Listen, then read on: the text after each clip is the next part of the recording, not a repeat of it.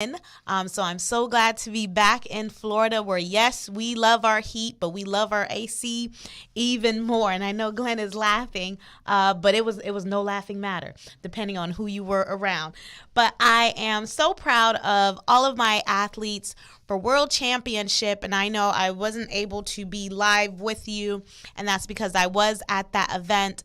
But we had about 27 athletes that train here in Orlando, Florida, under Road to Wellness Care for chiropractic wellness.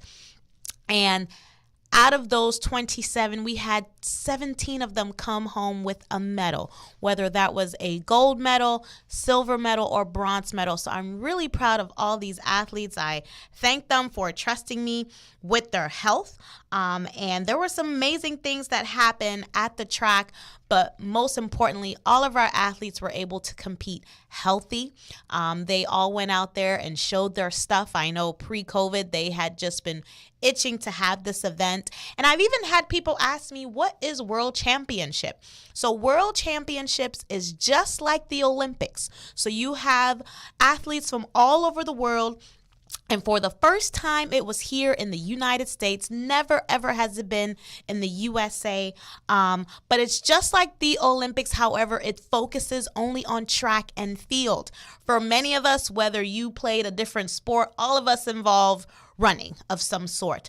So World Championship is just like the Olympics. The athletes love it more because, again, it focuses on their main sport, which is track and field. So whoop, whoop, congrats to all of those that came home with a medal. Right now, they are competing in Commonwealth Games. That's actually over in the UK on that side of the continent. And later on this month, we will be going down to Bahamas for NACAC. So the season for track and field is not over. But I thank you guys for all of your likes and Facebook comments and posts on Instagram. You can always follow us there. We try to post tons of pictures of where we were at and our athletes, thanking you for your patience and trusting that Dr. Road will come back to the office despite flight issues sometimes that may occur. So this morning, I want to talk about back to school because, as I stated earlier, I know a lot of parents. This was kind of the first year that we're going back into summer camp over the summer, and now we're getting back to school routine. And a few things I want to remind, whether you're a caregiver, a guardian, or a parent, or a student for that matter. Next week is back to school for Orange County and Lake County. I know some folks may be homeschooling, but these are just some reminders and tips for the upcoming year. Hopefully you guys will have a successful year. I did see that the NPHC had a back to school drive. So if you are still a parent looking for supplies, there are definitely a wide variety of organizations in Central Florida that are still providing things like backpack and school supplies for your young one.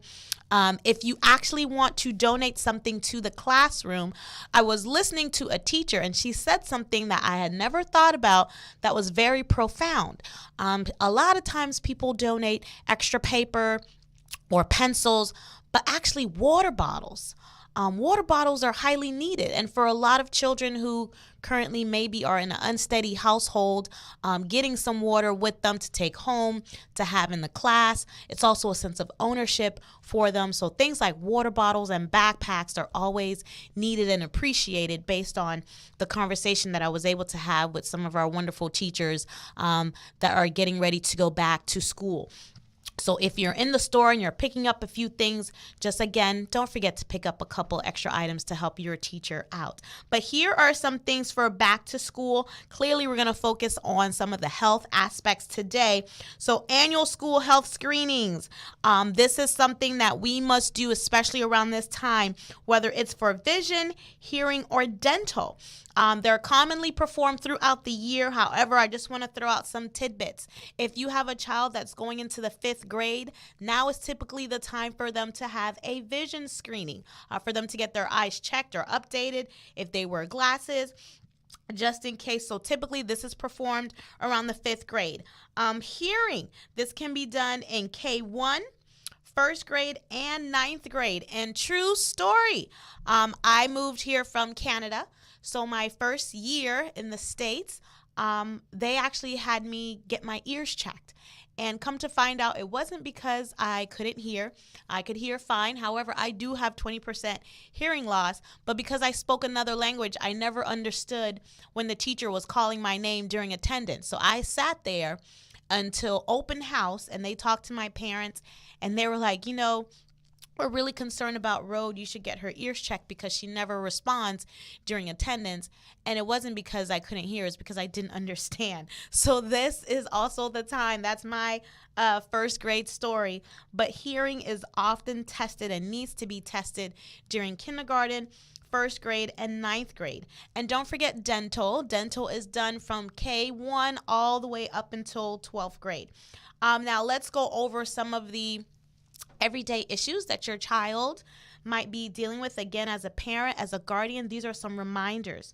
If your child has any health concerns, and that's going to be things like asthma or allergies, please let the teacher know, and also the school nurse know if your school has a nurse or medical provider that is on campus, and make sure that you're monitoring all symptoms closely, and make sure that you're also you have something such as an asthma care plan, a rescue inhaler, or an EpiPen necessary. If your child, because this has happened, there have been children who have asthma and they play sports, and as a sports chiro, I am on the sideline with them. So I will tell that child, go get your bag. And I tag their bags on the sideline because God forbid Glenn, who plays football, has a great tackle. He runs down the field, but all of a sudden he has an asthma attack that starts to flare up. When these kids are traveling and they're at an away game, there are 52 backpacks. I don't have the time, and every second counts when that child can't breathe as far as finding the correct backpack. So as a healthcare provider, you can ask the school athletic trainer, or just tell your child, put whether it's a scarf, something to help identify their backpack so that we know, okay, this is Glenn's bag. His inhaler is typically right here. And also, as a sports chiro, for the list of children that I know that whether have allergies, whether they have an EpiPen or an inhaler, when we're on that bus or when I see them at the field, I go to each child and I say, where's your inhaler? I need to see that they physically have it, because sometimes they forget, and that's okay, but then we need to have a backup plan. So things such as the asthma care plan or an EpiPen flare-up plan. Those are very important reminders for your child if they happen to play sports, okay? And again, if your child has any health concerns during the school year, if you know that your child unfortunately suffers from migraines, if they have childhood diabetes, if there are medications that they need, inhalers, nebulizers, treatments, monitors. This is something, again, that you want to make sure that the school nurse is aware of. You want to make sure that whoever the assistant principal, or sometimes they have directors for a certain wing or an area for that building or for that grade, make sure that they are aware of, and also that the teacher is aware of, okay? So far we've gone through a couple of things. We've gone through making sure that they get their screenings, whether it's a visual screening, a dental screening, an overall physical, and the different grades that it should or typically is done. However, it can be performed all year round. And then we talked about on-field emergency treatment that they may need, and tips as far as how to access that student's item when needed.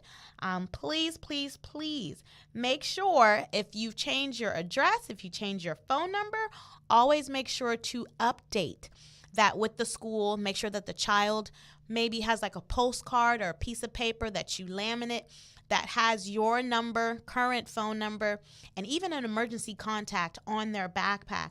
Last year, there was a student that was found. He got off at the wrong bus stop, and no one knew how to locate his parents. So especially if your children are younger and they're just getting used to their route, make sure that we have a postcard, something that's laminated, just some type of emergency contact that we actually put into their backpack in case they are found in the wrong location. We've often seen it on the news where we'll see a random child somehow walked off campus and nobody noticed.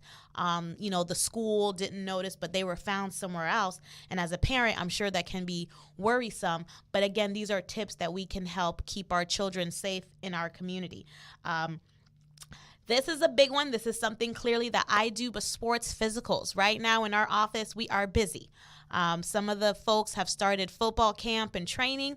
It's also volleyball season and conditioning, whether your child is in the band or rowing, especially if your child plays a contact sport. And contact sport is not always just football. Believe it or not, cheerleading is a contact sport. I see more injuries with cheerleading when they're trying to learn new stunts versus football, because they're more padded, versus your young lady or your son that might be joining the cheer team and learning how to do flips and cartwheels and lifting people up. These are all techniques that they have to learn.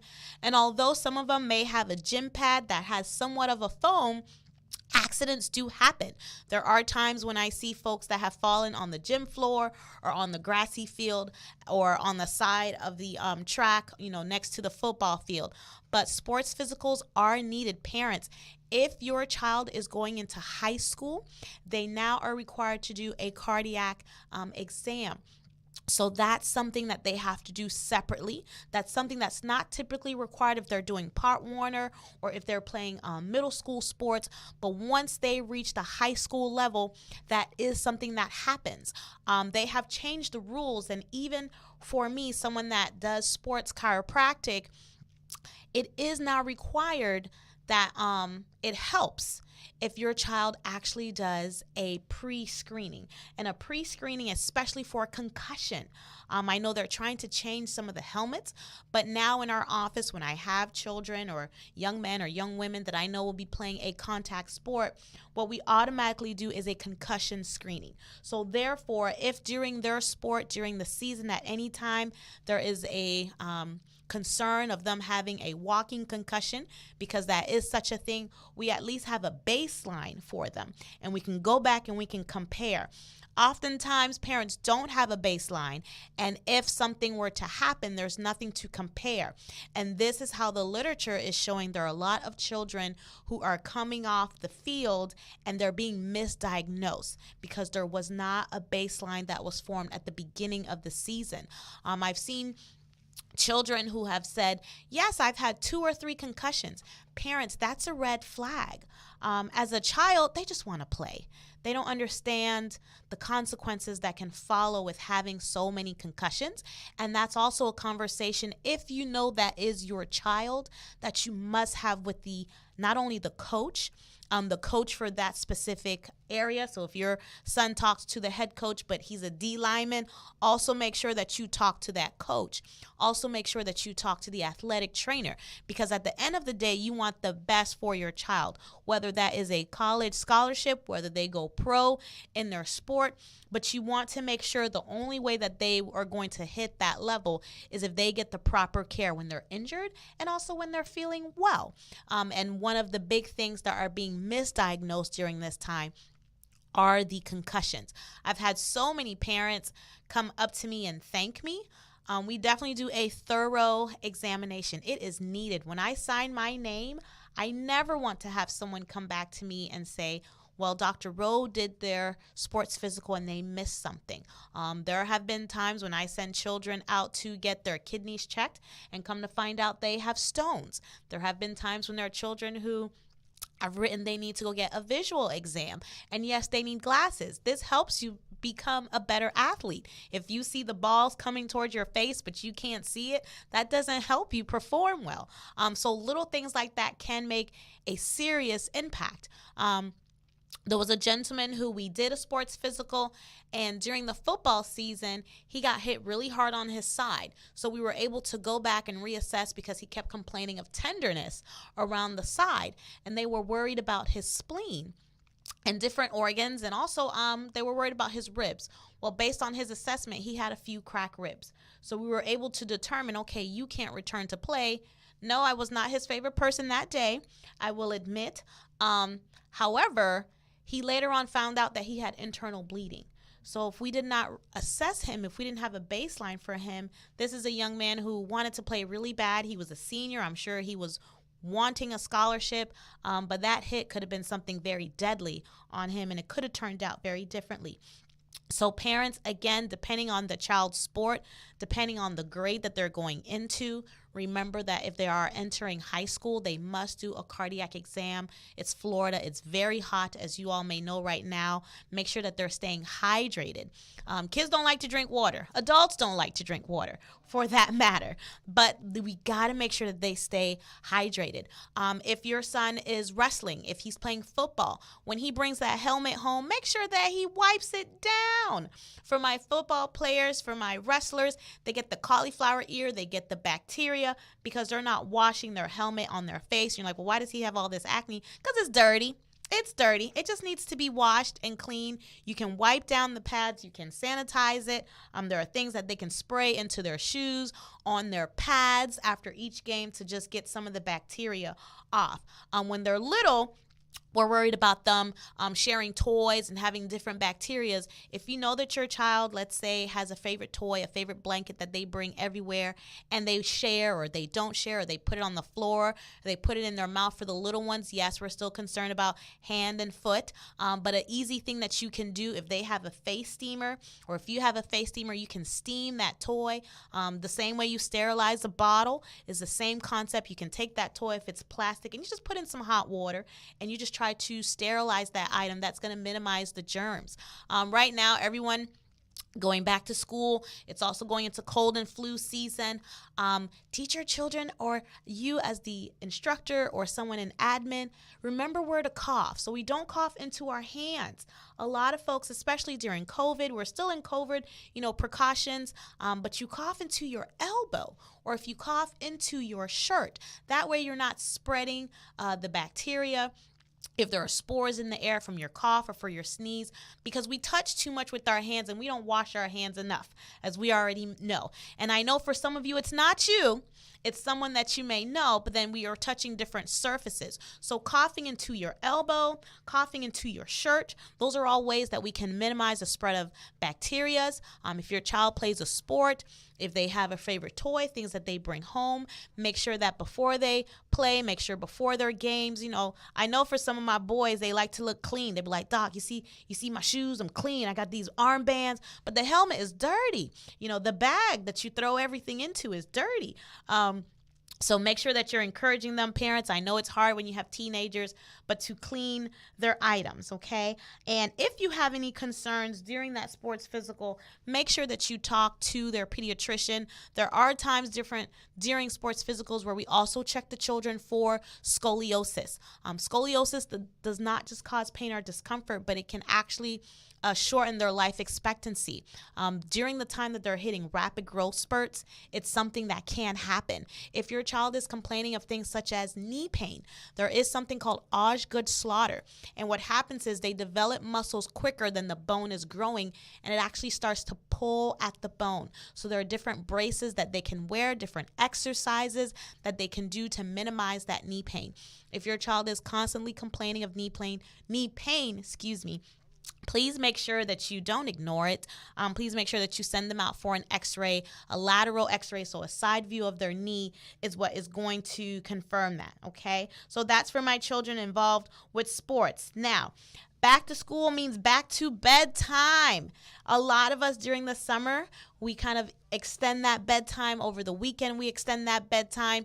And it's harder because as they get older, they like to stay up later and wake up later. However, if they're younger, they actually need to go to bed earlier. That's going to help minimize a cranky child. I was the worst. My parents, I'm sure, hated waking me up every morning. I fought them tooth and nail to go to bed. So even if it's not something like they get to stay up and watch TV, but at least they start to understand that their bodies need to start winding down. So whether that's just being in their room and having a book, whether they're finishing homework, whether it's quiet time, but they need to start going to bed at a respectful time in order to maintain the information, to be coherent the next day, okay? And this is a big one that I had a parent come and talk to me. Her child is now going into, I believe, kindergarten, but she pretty much has a COVID baby. During the time that her child was supposed to start school and start pre-K, everything kind of shut down over the past couple years. So now you have a child who almost has separation anxiety.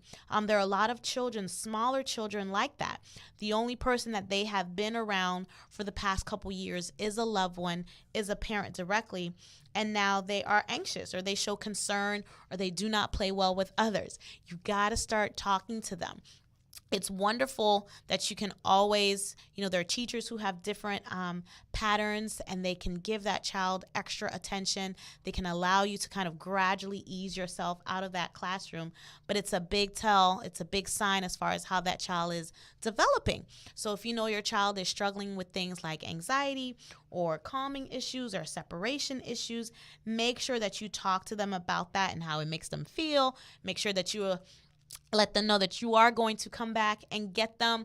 My parents would be the last one to pick me up. And I knew that they were coming, but I felt so bad every time. I promise you, when I have my little goober, I will be the first one there. I might be late. I might send someone else. But those type of things, they flare up their concerns. They flare up their anxieties. And although they are little, they may still have those things manifesting in them. And then the last thing I want to talk about is backpack safety. So let's be savvy. There are certain schools allow rolling backpacks. Certain schools do not allow rolling backpacks for their own reasons. But the backpack should actually not fall more than above their bottom. So if you notice that you're getting a backpack for your child, make sure that the straps are nice and tight so that the backpack is sitting on their back. You don't want to see the backpack sitting on their bottom or below their bottom. Some of them are so cute and they're so little, and you see them and the backpack is just weighing them down and they're kind of walking, leaning forward. Or you'll see some that the backpack is almost kind of bumping into their knees as they walk. As cute as that may be, that's actually really bad for them. It's bad for their hips and it's bad for their back. If your child is someone who's in middle school and they have a lot of books to carry, see if, where their locker is. If they do they even still have lockers? I don't even. Okay, so they do. Glenn said that they do. That's how long it's been since I've been in a class in a class setting as far as walking in the hallways. But make sure that they're able to put their items in the locker if needed. Nowadays, I'm noticing a lot of schools have laptops and iPads, and they have ebooks, which kind of helps. But again, you want to make sure that they are able to have those. It affects their health in a way that can cause not only low back pain, but it actually affects their kidneys. It affects muscle development, and it affects growth. When you have a backpack that's extremely heavy and the child is only putting it on one shoulder, what starts to happen is the growth plate on that shoulder starts to become affected. So if you're looking at your child today before they put on their backpack, or if your child is standing up in front of you as a parent, as a guardian, look at them. And I want you to tell them to just stand up straight. If you're noticing that the collar of their shirt is tilted off to one side, if you're noticing that when their hands are down by their side, one hand is longer than the other, those are signs that they're having structural effects due to heavy weight on their back. At this age, their little bones, their little spine, their little muscles are not ready yet to carry that much of a load. And it has a long-term negative impact on them. Oftentimes when I see children with a scoliosis and the parent will say, well, I don't understand how this happened. They don't play any sports. They've never been in a car accident. And it's things like wearing that backpack that's too heavy for their bodies inappropriately. So if you see your little one doesn't like to have the backpack on both straps, encourage them to do so. Stay on them to do so. If you notice that the backpack is weighing them down, if it's not padded on those shoulders, I know especially for the young ladies, it becomes painful on their shoulders. And then as they start to develop, they get more weight in the front of them. It can cut down into their shoulders. It can actually affect the nerves right in their shoulders, in their neck. So those are ways that we want to be backpack savvy. There are backpacks that kind of have those straps or those clips in the front to make sure that the weight is being distributed evenly. I encourage you, if they're at the bus stop or walking home, to make sure that they have both straps on and they have the clips on. I hope that you all have enjoyed these little tips. I hope that your children and yourself have a wonderful school year. This is, I think, the first year kind of back to normal as far as starting at a normal time and having a normal classroom setting since post-COVID. So I salute all the teachers that are currently prepping their classrooms and getting ready, those that love to teach. I pray that all of the schools this year are covered by the blood of Christ and that your children can be safe going to school and coming back. This is Dr. Rode. I hope you guys have a great and healthy month. I'll see you guys in September.